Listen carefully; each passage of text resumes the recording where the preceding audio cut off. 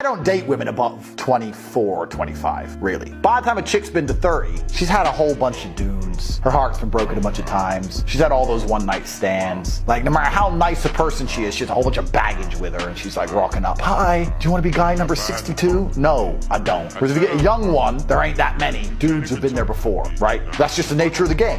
How often do older women say things like this on dating apps? I know my worth. I'm looking for a partner to settle down. I don't have time for amateur games. I want something serious. These are often the words of a woman who has spent years perfecting her career or living her best life and is now looking for the nice man so she can spend the rest of her life with someone and not die alone. Women in their mid-30s use older dating apps in the hopes of finally swiping right on any stable and fertile guys. They don't realize that older men have learned the hard way not to settle down with older women because they have been hurt so badly by divorce, child support battles, sexless marriages, and many rejections over the years. Older women might have been able to find older men who would marry them in the past, when most women weren't out on the streets and men didn't know much about women in the legal system. However, when men started to see their friends getting married to younger women, they stopped wanting because they felt bad. And for the love of money, men started to realize that what was going on was a lie. Years later, men started to decide to go their own way. If you use dating apps today, you will still find simps giving these older women attention and a lot of validation that they don't get from their current or previous husbands. This attention and validation, by the way, is still nowhere near the attention they used to get when younger women dated them when they were younger. Men became wary over time, and now they don't approach women, and if they do, they don't commit to them because they know the inside story of these older women. In order to get the guys they really wanted all to themselves, these women decided to put secure men on the back foot. This didn't work out as planned, though, because casual dating culture as we know it was born when social media and dating apps became popular.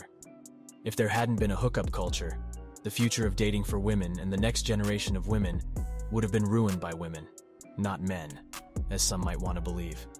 This is because women wanted to date the guys they wanted and have casual fun with men who, at the time, were looking for commitment. I would like to ask these older women who contributed to the demise of the future of dating for women and the next generation of women. Due to how bad divorce has become, none of those guys are trying to get married, and no man wants to marry up a woman who has been with dozens of men. Men are no longer willing to risk their retirement savings for a woman who is only in it for the money and wants to take everything the guy worked so hard for.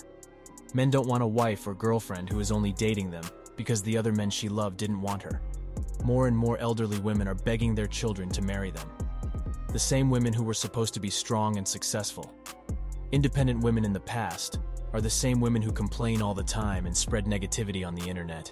You guys need to remember that these women have had years to try to change their bad habits and maybe meet a nice man.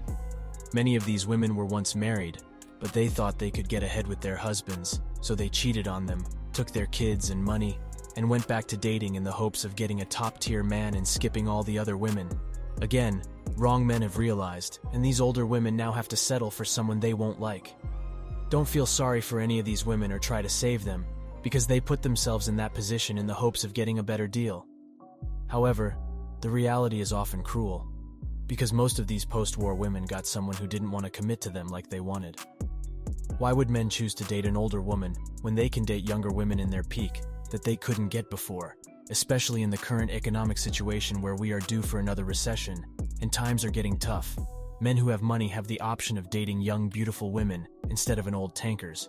So why would a man spend more money on a lady who is in poor physical condition and is seeking an unrealistic commitment? Never feel the slack. Why would? Because they're old and have had their experiences growing up and now just want to have a committed relationship. Men, on the other hand, are much more likely to go for women, which according to this article is a shame because women in their 40s and 50s are able to give men more pleasure because of their sexual experience. Okay, gentlemen, as you can now see, younger women are frequently chosen on dating apps instead of ladies in their 40s and 50s. I mean, who didn't scream when Tinder first came out? According to the findings of the research conducted by Match.com, we shouldn't feel sorry for them and should instead move on. Dating can be difficult for divorced women in particular because it can be complicated, anxious, and worrying to look for a second chance at love when children come first. Being a single mother can be very challenging. Trying to meet people in bars and nightclubs can feel like a younger person's game, in particular when you need a single friend and a babysitter to get there.